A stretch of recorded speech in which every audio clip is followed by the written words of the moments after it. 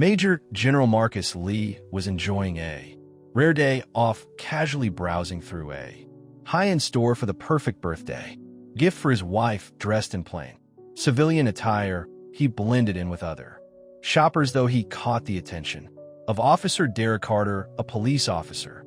On patrol, Carter noticed Marcus, a black man in an upscale area, and assumed the worst, with racial bias clouding his judgment. Carter approached Marcus, his demeanor turning confrontational as he began to question him under the suspicion of shoplifting. Surprised yet calm, Marcus attempted to defuse the situation, speaking respectfully and explaining that he was simply there shopping for his wife. He even showed Carter the items he was considering, hoping to avoid unnecessary conflict, but Carter's prejudice blinded him to Marcus's honesty. Refusing to listen or de-escalate, Carter continued to press, accusing Marcus of lying about his intentions. As tensions built, the interaction drew the attention of a small crowd who watched the exchange with concern. When Marcus attempted to clarify his identity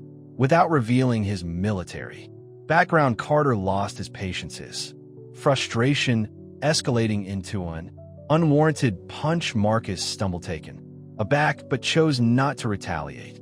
Regaining his balance, he looked Carter directly in the eye, his expression a mix of shock and determination. The blow had landed physically, but Carter's actions would soon have consequences far beyond the physical impact. In the scuffle, Marcus's military ID slipped out of his jacket pocket, falling to the ground. A nearby bystander saw it first, eyes widening as they recognized the insignia and rank. Major General. The murmurs of shock rippled through the crowd as they began to understand the gravity of what they had just witnessed.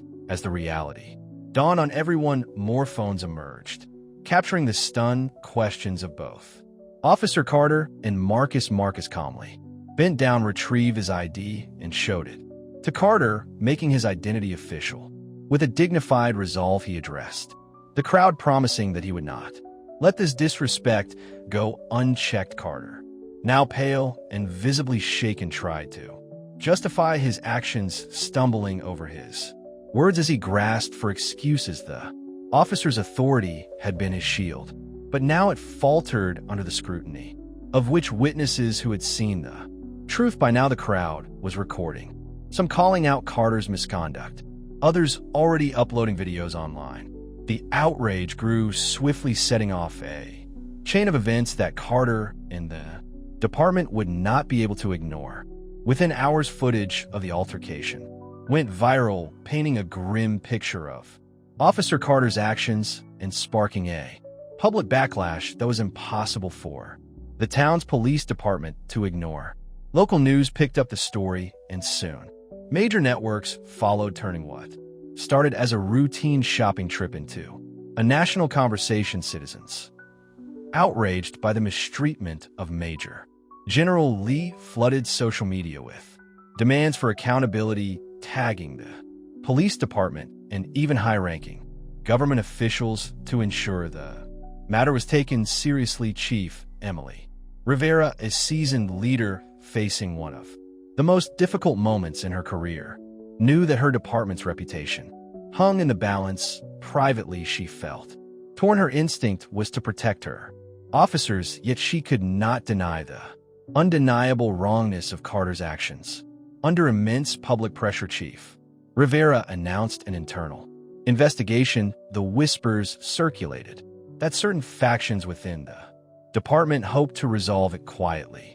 Activists, local veterans, and community leaders organized a rally outside the police station, calling for Carter's resignation and stronger measures against racial profiling. The intent of the public outcry left Rivera with little choice. It was clear that a simple suspension or verbal reprimand would not suffice. In her heart, she understood that the community needed to see real, tangible accountability if trust was ever to be restored. Privately, she reached out to Major General Luke to discuss a solution that might satisfy both the community's need for justice and the department's commitment to reform. In a private meeting with Chief Rivera, Major General Lee outlined his terms for resolving the matter publicly.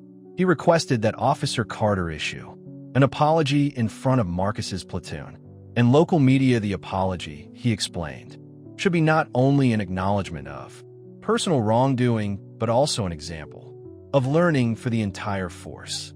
Initially resistant to the idea, Chief Rivera quickly realized the power of Marcus's proposed solution by involving both the police department and media. The apology would serve as an educational opportunity on RESP, accountability, and racial bias, an outcome she hoped would not only address the incident but encourage meaningful, lasting change within her ranks. After discussing the arrangement with Carter, who reluctantly agreed, the department scheduled the event. When the day arrived, reporters and community members gathered to witness the moment. Standing before the crowd, Carter hesitated, his discomfort evident, but Marcus met his gaze with calm authority. As Carter stammered out his apology, Marcus took the opportunity to address the broader issue, speaking about the racial discrimination so many experienced. He reminded the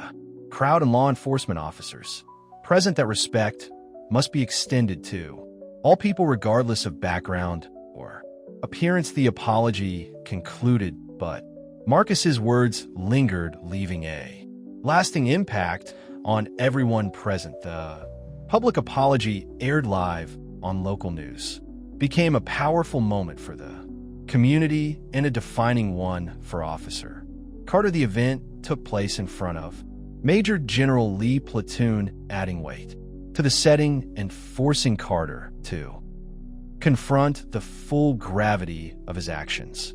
With dozens of reporters present and cameras capturing every word, Carter had no choice but to face Marcus and deliver a sincere public apology. Under the scrutiny of so many, he hesitated, grappling with the magnitude of the situation. As he finally admitted his wrongdoing, Major General seized the opportunity to speak. His words calm yet resonant, he addressed the systemic issues at play, stressing that this moment was about more than one interaction. It was about the pervasive issue of racial bias that affects countless lives. The crowd, initially silent, began to show support as Marcus spoke, recognizing his courage and the weight of his message. The apology marked a significant shift, especially as Carter's discomfort and contrition became evident after speaking. Marcus encouraged the audience to push for fairness and respect in their own lives, whether on the streets or within institutions. By the end, the crowd was visibly moved, and a sense of hope for real change took root among both community members and law enforcement. In the weeks that followed, the police department arranged for Officer Carter to be reassigned to a community outreach program focusing on racial sensitivity and civil rights. Under Marcus's guidance, Carter was required to engage in seminars, speak with diverse community members, and learn about the impact of prejudice firsthand. Initially resentful, Carter found himself facing a side of society he previously dismissed. As he participated in dialogues and listened to the experiences of others, he began to understand the far-reaching effects of his actions and the racial biases that had fueled them. Marcus regularly checked in with Carter, offering guidance and insights through these interactions.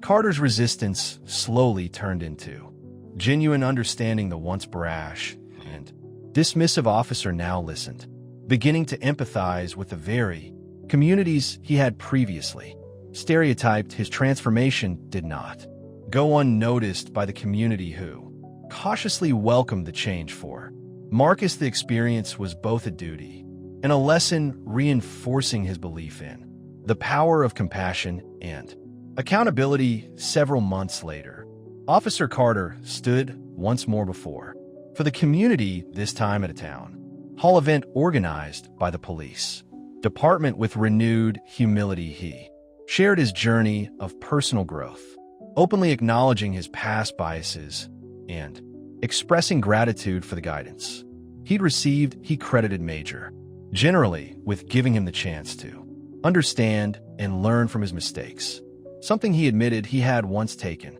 for granted. The community listened, intently witnessing the profound shift in a man they had once scorned. The story became an example of redemption and progress, setting a new standard for accountability within the police department. Marcus, always dignified, accepted the gratitude of both Carter and the town. His resilience, wisdom, and willingness to guide his former antagonist inspired further changes in the police department's training policies, emphasizing respect, understanding, and community trust. This single powerful moment created ripples that would continue to influence the town, marking a victory for both justice and humanity. In the months following the incident, the paths of Major General Marcus Lee, Officer Derek Carter, and Chief Emily Rivera intertwined in meaningful ways, each driven by the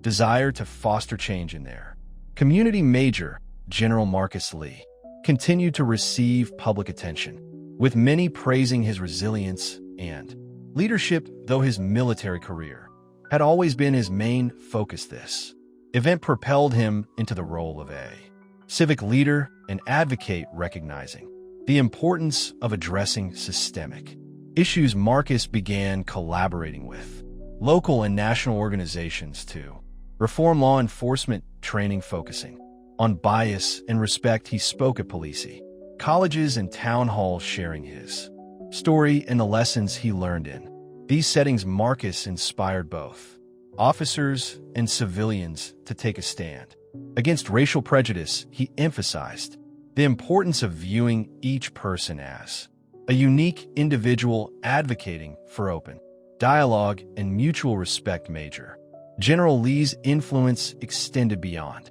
his speeches. He joined a committee in the town's police department that met regularly to discuss community relations, providing strategic input on fostering trust and understanding between officers and the people they served. The experience shaped Marcus on a personal level as well. In private, he reflected deeply on the impact of patience, forgiveness, and the strength it took to change another person's life. His guidance not only impacted Officer Carter, but also inspired his own children, who saw firsthand how their father transformed adversity into a beacon of hope for others looking to the future. Marcus continued in his military role while dedicating time to this advocacy, which had become a lifelong commitment. His story became an example of grace, influencing countless individuals and shaping future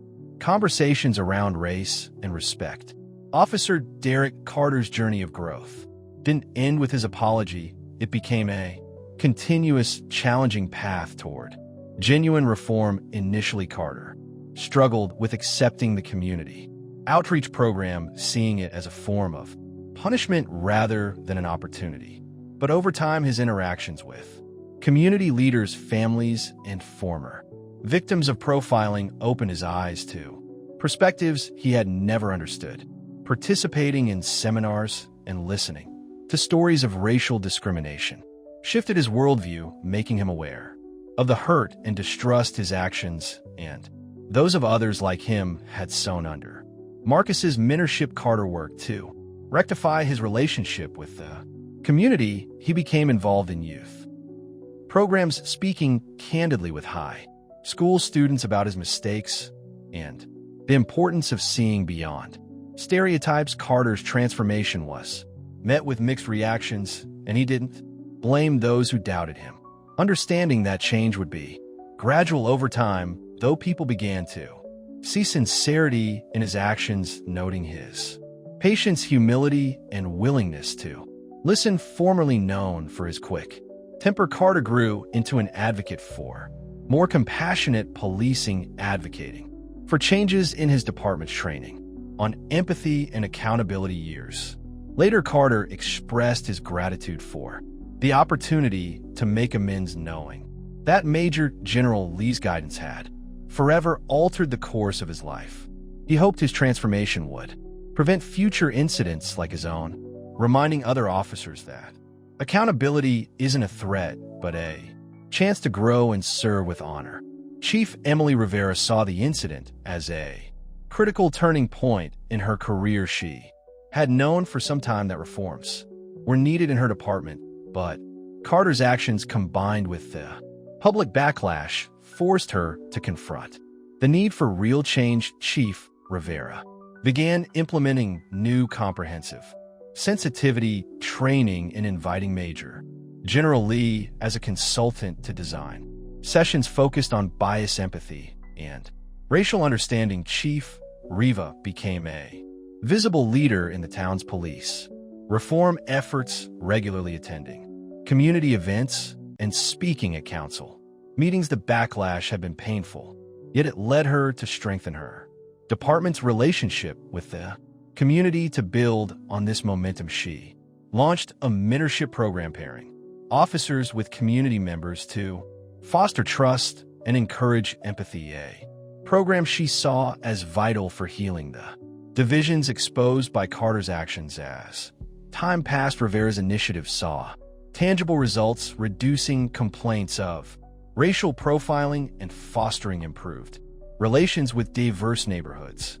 Reflecting on her role, she acknowledged the challenges and was grateful for the opportunity to reshape the department's approach to policing. Chief Rivera saw herself as part of a larger ongoing mission to ensure that every resident felt safe and respected, a legacy she was proud to uphold. Together, Marcus Carter and Rivera became advocates for a new era of understanding and accountability.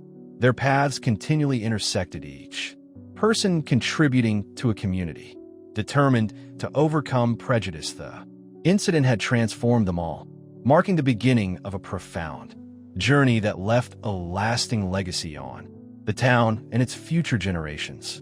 Their story became a model of how people, with courage and reflection, can face the consequences of their actions and find a path toward unity and healing.